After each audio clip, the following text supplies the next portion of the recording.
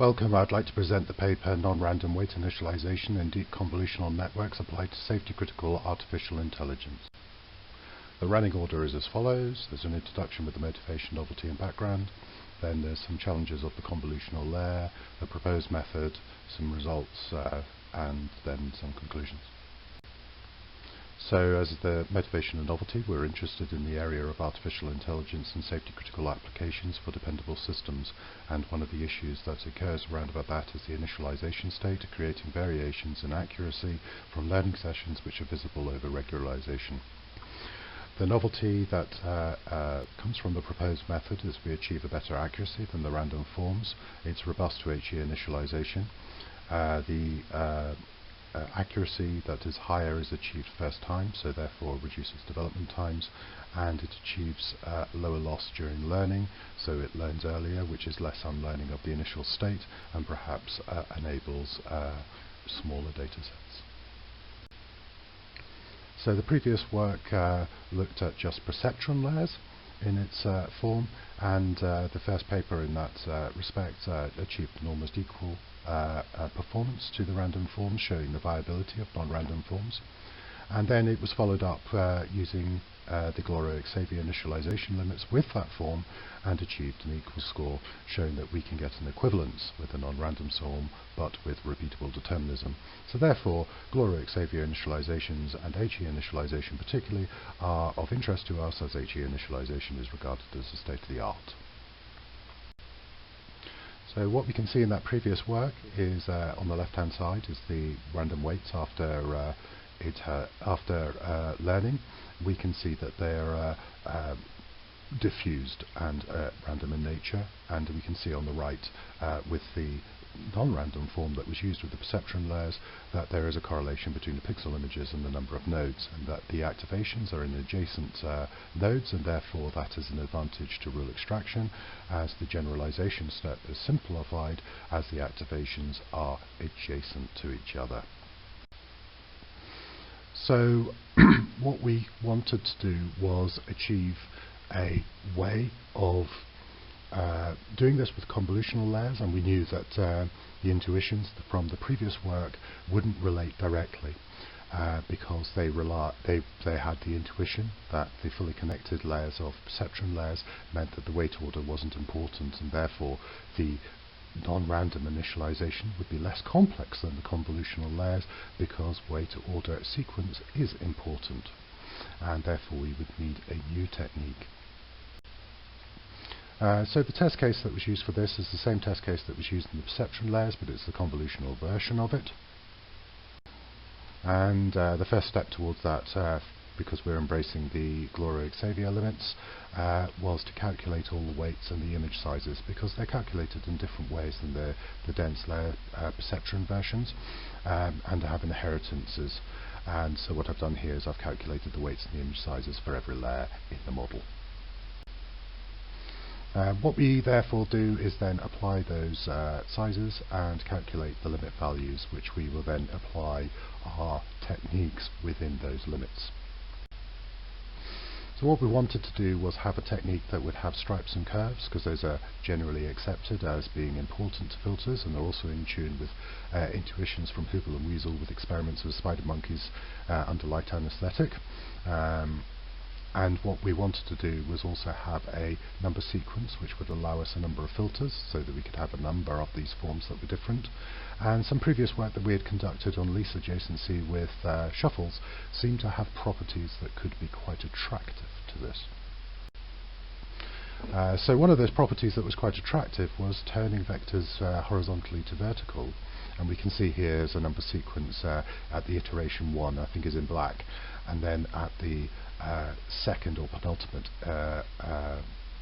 iteration before the vector length -2, which when it repeats at -1 has actually turned the vector into a different orientation, and that would therefore orientate our stripes in each filter. So what we can see here is the form is fairly simple in actual nature.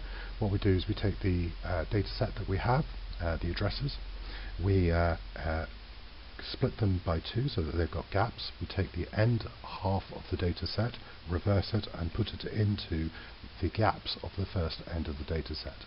And what we can see here is that it can be applied iteratively, and that it will actually repeat the sequence at vector length -1.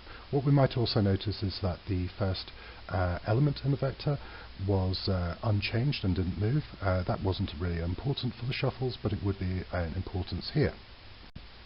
So what we do is we alternate the direction that the vector is placed before we use them, and that doubles the number of filter permutations as well. We did try some other experiments with directions and pre-shifting and pre-scaling. Those all seem to be not as effective.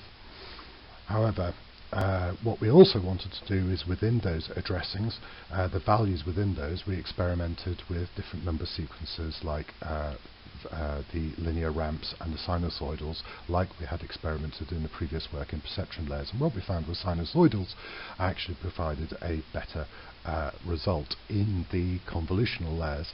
However, the last layer, which was a dense layer, still retained that intuition that the linear ramp was of benefit there. So that was the highest score.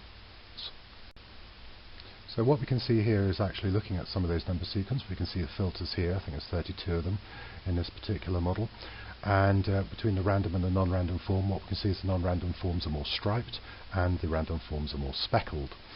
We can see that there is a dominance before learning to after learning, which has that. And if we subtract the difference between them, we can see that in actual fact, the result of it is actually fairly similar.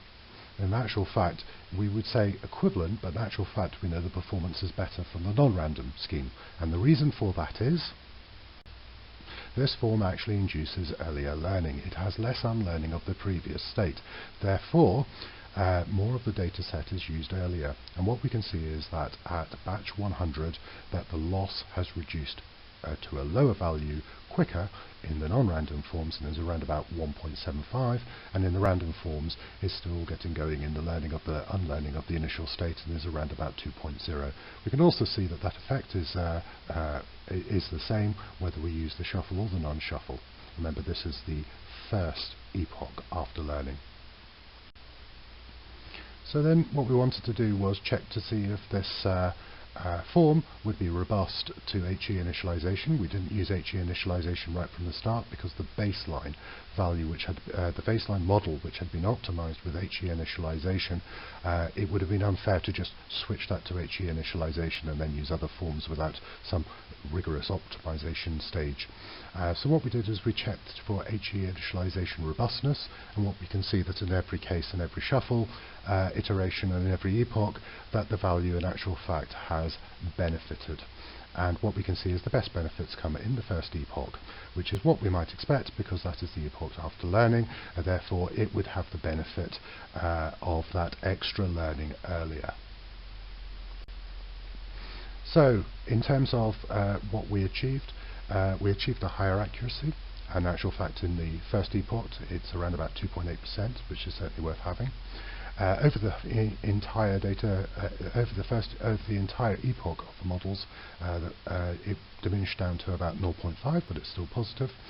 And what we could do is we achieved that result first time. There was no variation in the learning sessions, so that saves development time. The accuracy was repeatable and deterministic, which is a value of dependable systems, and it achieves a lower loss earlier, and therefore is using more of the data set with less unlearning of the initial state. That could perhaps reduce data set sizes as well, although perhaps more technically it is actually using more of the data set more effectively. Thank you very much. Do you have any questions?